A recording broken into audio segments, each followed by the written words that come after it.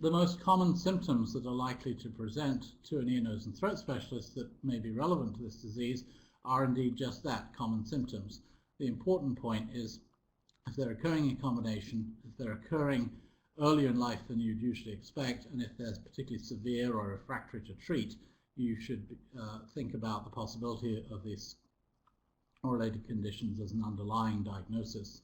Starting with the ear, one has recurrent otitis media, which is usually more severe, more frequent, more recurrent, and more refractory to treatment than the typical cases of otitis media one sees in children of that age. And so the boys often end up with tympanostomy tube placements, and they will develop hearing loss. The hearing loss in this condition is complicated because later on there's a sensory neural component, but at a young age it will be conductive. They have a set of respiratory symptoms, including recurrent infections, a chronic watery rhinorrhea that is usually not infectious and is difficult to deal with, upper airway obstruction due to gag deposition in the deep structures of the throat, obstructive sleep apnea related to the same, and restrictive lung disease because the bones do not develop normally in Hunter syndrome, so they end up with a relatively small chest volume and a restricted chest wall movement.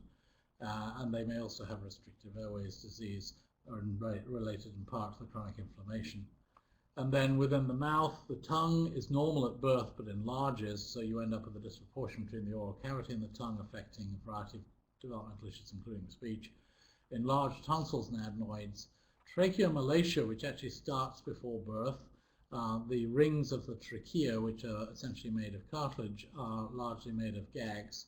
And so the metabolic gag abnormality actually leads to dysmorphic, malformed tracheal rings that can lead to tracheomalacia and collapse in early life. And then the complications of the airway and infection aggravate that problem.